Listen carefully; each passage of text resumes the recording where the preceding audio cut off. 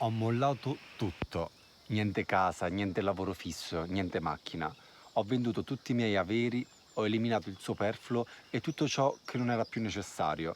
Dal 2018 la mia vita è contenuta in uno zaino ed essere nomade non è come te lo raccontano gli influencer, perché vivere così non è solo libertà, ma un prezzo.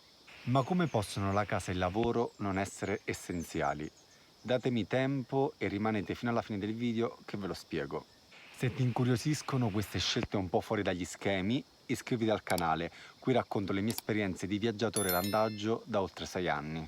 Sui social si parla tanto di viaggi e vita da sogno, come se si vivesse dentro a una vacanza perenne. Questa scelta viene venduta come una garanzia per vivere bene che ti permetterà di risolvere tutti i problemi. Ma cosa significa davvero vivere in viaggio ogni giorno? E come ogni scelta ovviamente ci sono pro e contro. Chiaramente questa non è una vita per tutti, ma io l'ho scelta come necessità per allontanarmi da un sistema competitivo e da un modello consumistico che non mi faceva bene e che non mi rappresentava.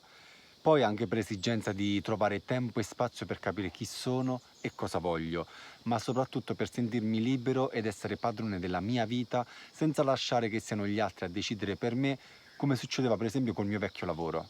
Ho deciso di investire il tempo su me stesso, più consapevolmente, ad un ritmo più lento e naturale. Ho scelto questa vita per stare a stretto contatto con la realtà autentica del mondo. E il viaggio mi ha aperto le porte a tutto questo. Se stai guardando questo video e anche tu senti che il modo classico di vivere ti sta stretto, scrivimelo nei commenti, sono curioso di capire quanti siamo davvero. Da quando ho cambiato vita, il mio stato di benessere è notevolmente migliorato. Lo stress del lavoro d'ufficio e della vita in città mi avevano causato moltissimo stress. Poi ho lasciato andare le cose, tutte quelle cose che mi incatenavano ad un sistema che ti fa lavorare costantemente per poter sostenere un tenore di vita basato sull'apparenza di una società che corre, produce e consuma.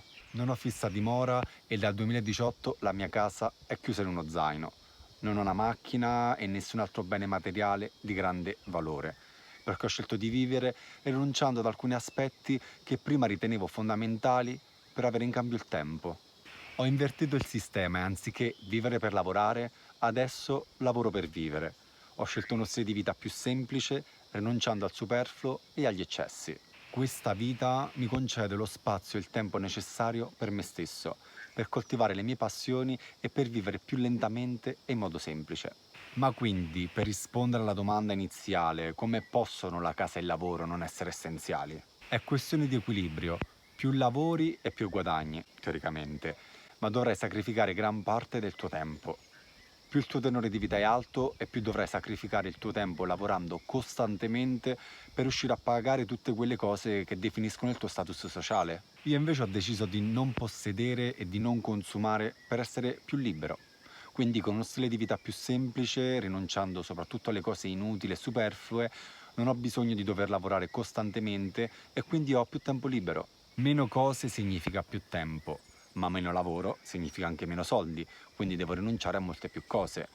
Ho scelto di non avere una casa, di conseguenza le bollette, la macchina e di conseguenza l'assicurazione e via dicendo, per non dipendere da quel circolo vizioso che altrimenti mi costringerebbe a vivere per lavorare. Ma bisognerà pur lavorare per vivere e in viaggio le modalità per potersi mantenere sono infinite. Io ho fatto lavori stagionali dove per 3 mesi lavoravo duramente per mettere da parte un budget col quale ripartire, ma ho fatto anche lavori da remoto che mi potevo portare dietro durante i miei viaggi. Sono sempre stati lavori temporanei che però mi hanno permesso di proseguire anno dopo anno verso una nuova destinazione. Ma la differenza è che ho sempre lavorato per vivere e mai il contrario. È ovvio che nel quotidiano devo sempre cercare di risparmiare il più possibile per sostenere le spese di viaggio, ma ci sono modi anche per viaggiare gratis, come il couchsurfing, l'autostop, il volontariato, il riciclaggio del cibo. Questi metodi mi hanno sempre aiutato a risparmiare sulle spese maggiori, come quelle per mangiare, dormire e spostarsi. Quindi con il giusto spirito di adattamento sicuramente tutto è possibile. Ma come dicevo all'inizio, quella nomade non è di certo una vita per tutti. Il nomadismo mi ha concesso il tempo, lo spazio e la libertà di vivere davvero, senza rincorrere qualcosa che non mi apparteneva più. Quella nomade però è anche una vita instabile che richiede rinunce, adattamento e volontà di vivere fuori dalla propria zona di comfort e non è sempre facile. Si è costantemente esposti al cambiamento, a doversi adattare a nuove lingue e culture. È uno stile di vita che richiede tanta energia, sia fisica che mentale, per affrontare tutte le turbolenze e gli imprevisti tipici di un viaggio. Bisogna quindi saper gestire lo stress, i continui stimoli esterni che a volte possono risultare invadenti e opprimenti.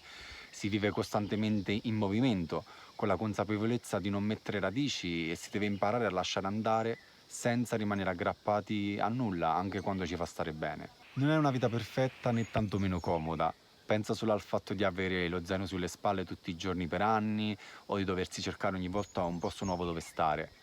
Ma nonostante tutto è il mio modo. Quindi dopo oltre 6 anni costantemente in viaggio con uno stile di vita nomade, ne vale la pena? Con tutto quello che ne consegue, per me assolutamente sì. La libertà e la piena autonomia che mi sono guadagnato in questi anni per me non hanno prezzo e sono i motivi principali per i quali ho scelto di continuare. Ora sono curioso di sapere una cosa. Tu riusciresti a vivere così oppure preferisci la sicurezza di una vita più stabile? Scrivilo nei commenti e fammi sapere la tua. E se vuoi vedere cosa significa davvero costruirsi una vita diversa dal comune, iscriviti al canale. Ci vediamo al prossimo video.